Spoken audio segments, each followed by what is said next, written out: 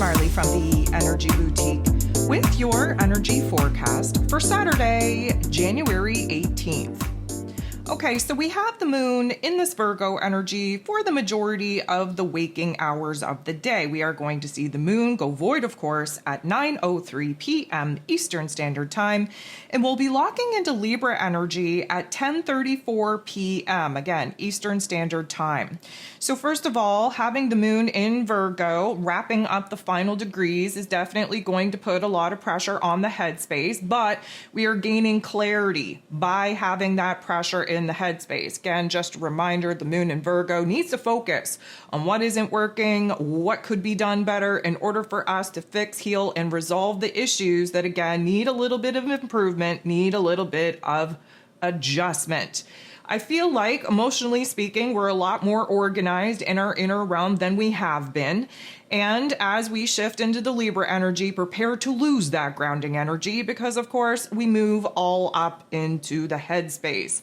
The Libra energy is hella indecisive. We're going to be flip-flopping back and forth, up and down in order to find that sweet spot. And, of course, the whole point of having the moon in Libra energy is to take the information, the wisdom, the knowledge, the perspective that we arrive at while the moon is in Virgo, and then balance it out. There are informations, details that we have to really review, that we have to weigh the pros and cons about, that we have to kind of sort through in a particular way, not only trying to get our heart and our head in alignment, but trying to get our inner realm to actually, I'm going to say, lead the changes needed in our outer realm.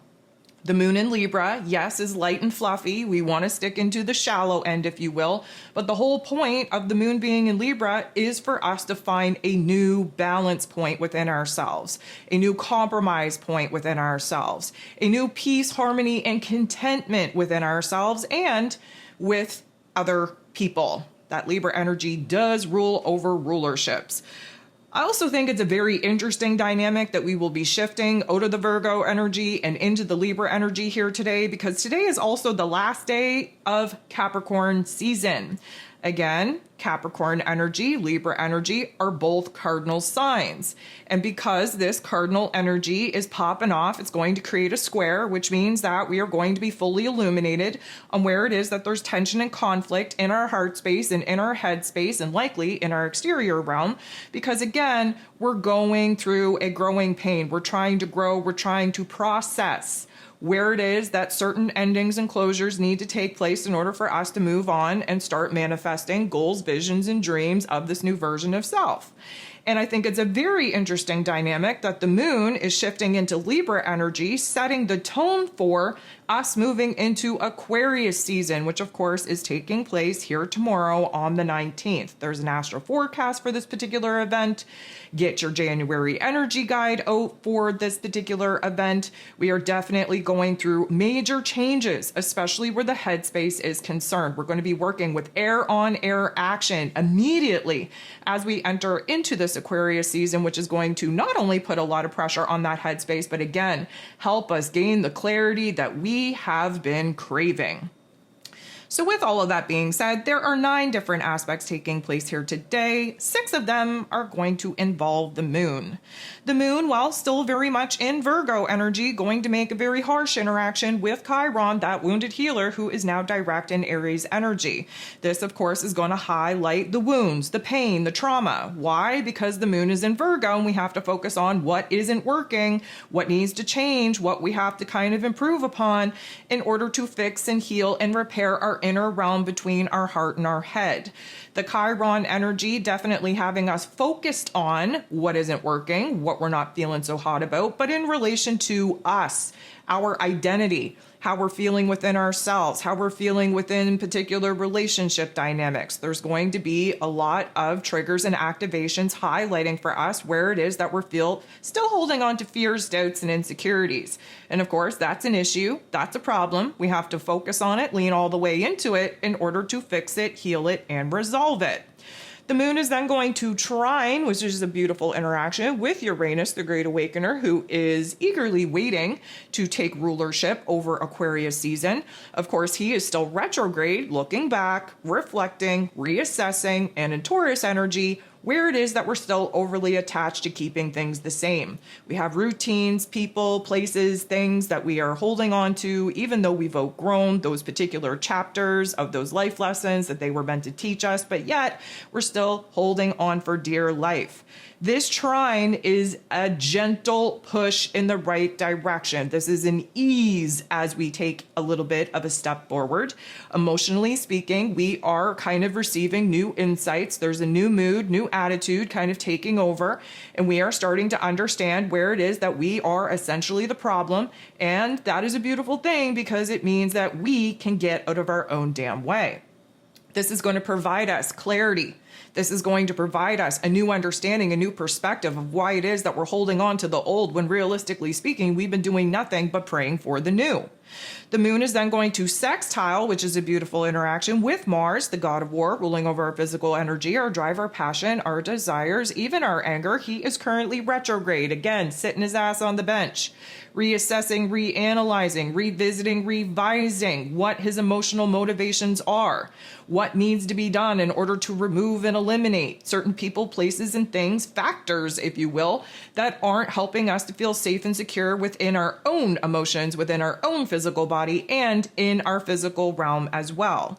This is a beautiful interaction that is going to help us get hell-bent, damn well and determined, motivated, if you will, inspired, if you will, to stay focused on what needs to be done. Again, Mars not being able to take action and make moves the way that he would like. There is a little bit of frustration there, but it's not surfacing right now. We are really walking the line between, let's call it, frustration and passion. And right now we're leaning more into the passion, to the excitement, to the determination, if you will, to see a particular action through. This is going to help us really refine what is motivating us, what the end goal actually should look like, how we actually feel about it, and where it is that, again, within ourselves, we have to be stabilizing our emotional realm before we go ahead, take the actions in the external realm to add more onto our plate and to put ourselves in a position to say goodbye permanently to a lot of people, places, and things that are not coming with us in this next chapter. We then have the moon in Virgo directly opposing, sitting across from Neptune, who of course is in his rulership in this Pisces energy. The Virgo and Pisces energy, of course, represent the healing axis. We have the Virgo energy working on the physical body, the mental plane. We have the Pisces energy working on our emotions, on our intuition, on our spirituality. And this is, although a tension point, putting us in a situation to realize where we're either being too literal, again, Virgo energy, very connected to what it is that we physically see, and therefore what we physically see can dictate what is actually possible for us, or we're leaning into imaginary land, Pisces energy, a little bit too far. So we're conjuring up all of these goals, visions, and dreams that may not be kind of rooted in reality. And so there's a balance needed in order for us to, yes, have the dreams, the goals, the visions, yes, to have that imaginary fantasy energy helping us to really push where it is that new dreams are definitely manifesting on the horizon, but also anchoring it in grounded practicality. What actions need to be made in order to actually set the tone, the foundation, the structure to house the goal, the visions, the dreams that we're now wanting to manifest.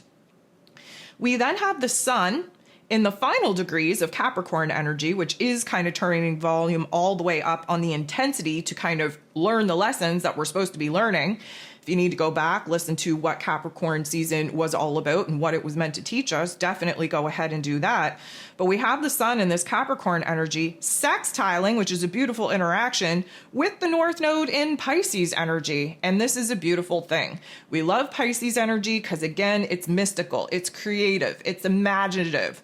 It is coming from our soul space, and it's helping us to conjure up the details needed in order to refine the goal, the vision, the dream, the desired outcome that we 100% want to bring to life. The sun in this Capricorn energy is shining a bright light on where it is that there is a new hope, wish, dream, inspiration, if you will, and what we can actually do here in the physical realm to start building the proper foundation and structure in our physical realm to start aligning with that desired outcome. Of course, this is a little bit of growth in understanding that our soul and our spirit needs to take the lead. This is us opening up to healing what parts of self need to be healed in order for us to be in alignment with the vibration and frequency of this desired outcome, and putting us in a situation where, again, we can give ourselves permission to move into la la land, to conjure up that goal, vision, and dream, but immediately come back to this present moment, take a good look around, see what needs to be removed or eliminated, and see where we need to strengthen certain, again, structures and foundations to eventually house the goal, the vision, the dream that we're wanting to manifest. This is going to create inspiration. This is going to really kind of amp up our ambition to actually see this particular situation through. And it's kind of given us a little bit of a boss up energy where we're ready to face whatever challenge and obstacles we're ready to face in order to pivot and create something new. So then we have Mercury, ruler of the mental plane, ruler of information, communication, how it is that we express ourselves. In this Capricorn energy, still very focused, very tunnel visioned on what needs to be done. That to-do list is definitely growing to, again, wrap up the old in order for us to have the ability to pour all of our time, energy, and attention into building the new. We have Mercury making a beautiful interaction with Neptune in this Pisces energy. So again, we have Pisces and Capricorn energy taking place. We have the highest form of our, let's call it, mystical selves, tapping into new inspirations, tapping into new dreams, tapping into new creative flow where the Pisces energy is concerned, and we're able to make logical, practical sense out of it. We're able to actually see the steps, the system, the procedure that we have to take in order to actually bring some of these new ideas, these goals, these visions, these dreams into fruition. So that in itself is a beautiful thing. We are blending our intuition with our intellect. That is a beautiful recipe in order for clarity to kind of be channeled in a lot easier than what it is that we've been working with previous to this. We then have Venus, the goddess of love, beauty, worth, pleasure, and money, also in this Pisces energy, coming up to, bumping into, teaming up with, conjuncting Saturn, the Lord of Karma, also in this Pisces energy. So this is going to put us in a situation to realize the clarity that we're lacking. Okay. So many of us just walk around like, dummy zombies saying, oh, can't wait to have a great idea. Ooh, can't wait to have a download. Ooh, can't wait to see where the pieces start snapping together. But we don't even know what that is. We don't even know what we're waiting for. With Venus and Saturn coming together, we now realize the kind of information and clarity that we 100% need. And it's probably going to have something to do with, first of all, relationships, secondary, finances, and third of all, attachments. Again, Uranus being retrograde in that Taurus energy that Venus rules over, we have been, for the last 4.5, 5 months, been learning some tough love life lessons on where it is that there are fears, doubts, and insecurities preventing us from letting go of the people, places, and things that we're overly attached to. Venus and Saturn going to help define why these reasons are still alive and well and why we are having a hard time putting certain people, places, and things behind us. And so there is a little bit of a, let's call it, seriousness that comes because, of course, Mr. Saturn's involved. A conjunction is an ending and a beginning. And I think the ending is the confusion and delusion and the attachment to the old.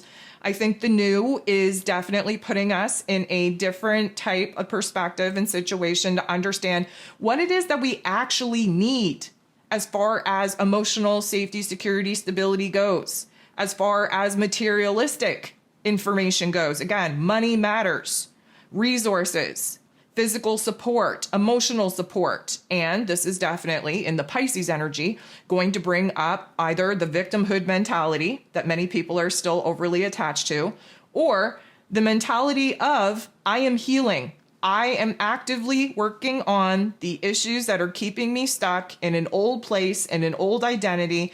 And therefore, there is a lot of progress being made because at least you're aware of what it is that you're actively trying to put behind you. This is going to be a time where we feel good about kind of slowing the roll a little bit. We feel good about making a lot of the choices, the decisions, if you will, from a grounded perspective. So we're not kind of, we're not getting carried away with the dreaminess, with the imagination of that Pisces energy.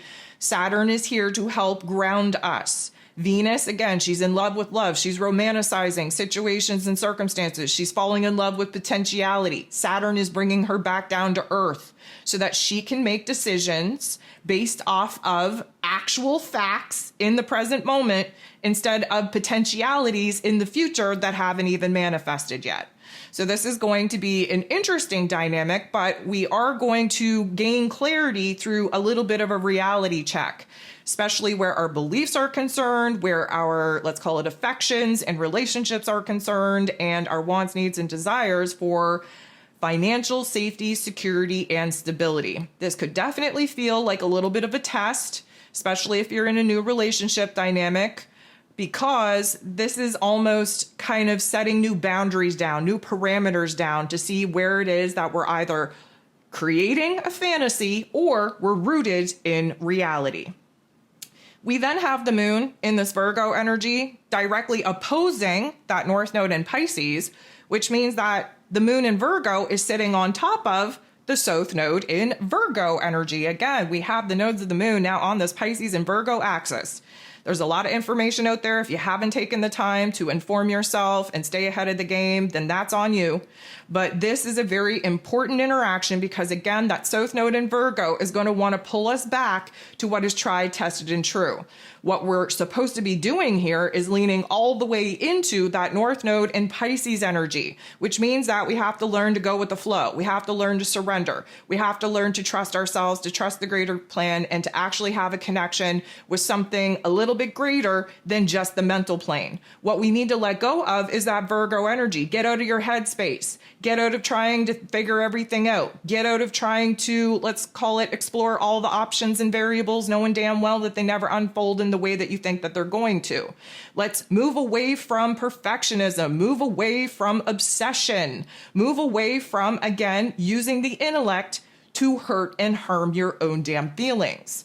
And so there is going to be a tension, there is going to be a pull. However, this is our quote unquote first little mini test on where it is that the anchor into the earth energy, Virgo energy, very connected to the mental plane. Mercury rules over that Virgo energy, where we have to get out of our head space, get into our heart space, and learn to go with the flow and trust the greater, grander plan. The last thing that we have going on here today is the moon in this Virgo energy, trining, which is a beautiful interaction with the sun in the final degrees of Capricorn energy. So this is beautiful because, first of all, it's a trine, meaning we're working with earth on earth elements. Earth is our physical realm. It is our routines, our relationships, the way we go about our day. It is what we have built and created in our physical realm. And it's where it is that we're overly attached to trying to keep things the same, even though we've been praying for change.